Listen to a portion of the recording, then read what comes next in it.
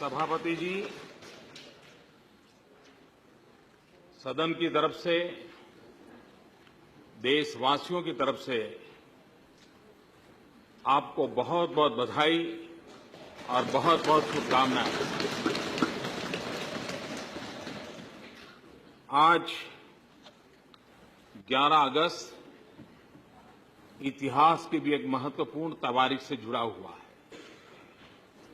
आज ही के दिन 18 साल की छोटी उम्र वाले खुदीराम बोस को फांसी के तख्त पर चढ़ा दिया गया था। देश की आजादी के लिए संघर्ष कैसा हुआ, बलिदान कितने हुए और उसके परिप्रेक्ष्य में हम सबका दायित्व कितना बड़ा है, इसका ये घटना स्मरण कराती है। हम सबका इस बात की ओर ध्यान जरूर जाएगा कि आदरणीय श्री वेंकैया जी नायडू देश के पहले ऐसे उपराष्ट्रपति बने हैं जो स्वतंत्र भारत में जन्म लिया है।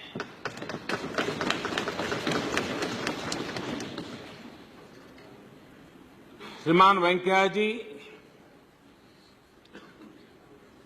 ये ऐसे पहले उपराष्ट्रपति बने हैं,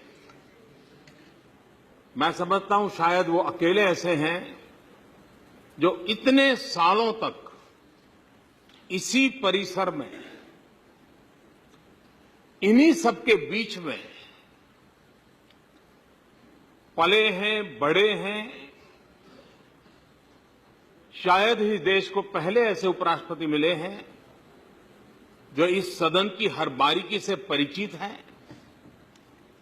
सदस्यों से लेकर के समितियों से लेकर के सदन तक की कार्यवाही से स्वयं उस प्रक्रिया से निकले हुए ये पहले उपराष्ट्रपति देश को प्राप्त हो रहे हैं।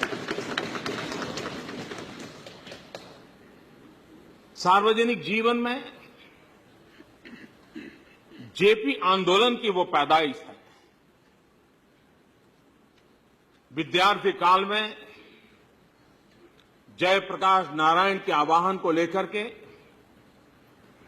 शुचिता को लेकर के, सुशासन के लिए जो राष्ट्रव्यापी आंदोलन चला, आंध्र प्रदेश में एक विद्यार्थी नेता के रूप में उन्होंने अपने आप को उसमें झोंक दिया था और तब से लेकर के विधानसभा हो या राज्यसभा हो, उन्होंने अपने व्यक्तित्व का भी विकास किया और कार्यक्षेत्र का भी विस्तार किया और आज उसकी बदौलत हम सब ने उनको पसंद किया और इस पद के लिए एक गौरवपूर्ण जिम्मेवारी उनको दी।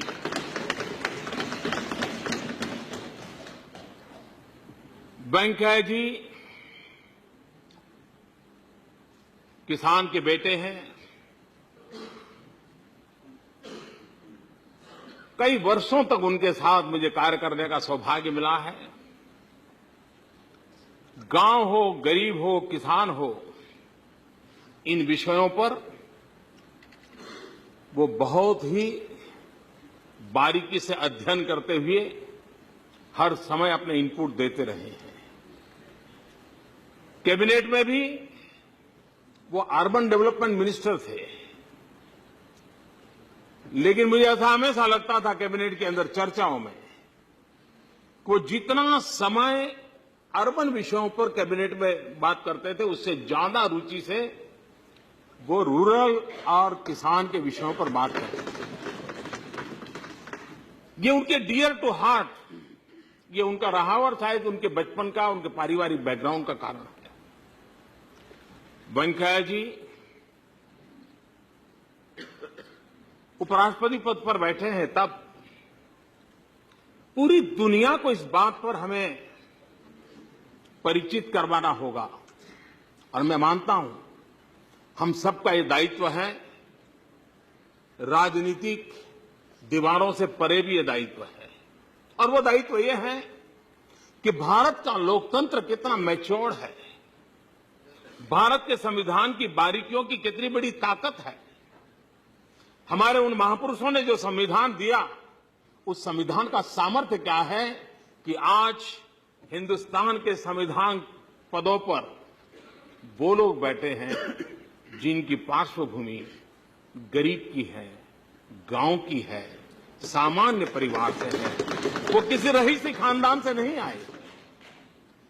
पहली बार देश के सभी सर्वोच्च पदों पर इस पार्श्वभूमि के व्यक्तियों का होना, ये अपने आप में भारत के संविधान की गरिमा और भारत के लोकतंत्र की मैच्योरिटी को प्रदर्शित करता है, और जिसका गर्व हिंदुस्तान के 125 करोड़ देशवासियों का गर्व है।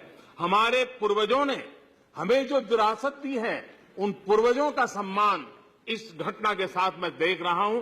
मैं फिर से एक बार उन संविधान निर्माताओं का भी नमन करना चाहूंगा।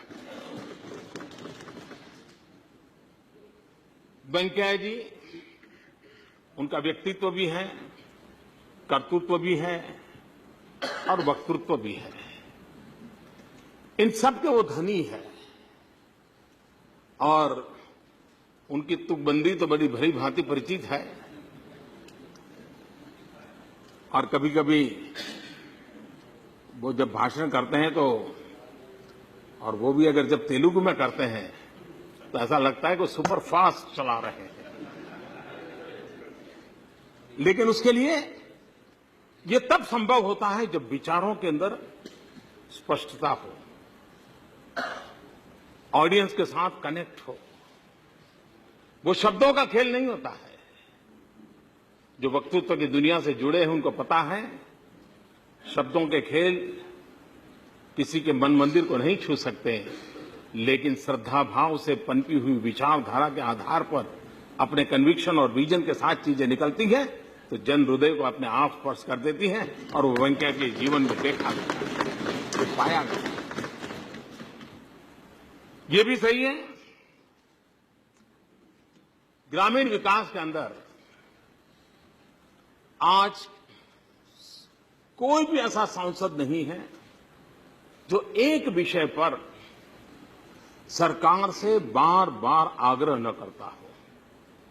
चाहे सरकार डॉक्टर मनमोहन सिंह जी के नेतृत्व की हो, चाहे वो सरकार मेरे नेतृत्व की। सांसदों के एक मांग लगातार रहती है, और वो अपने क्षेत्र में प्रधानमंत्री ग्राम सड़क के लिए कार्य के लिए।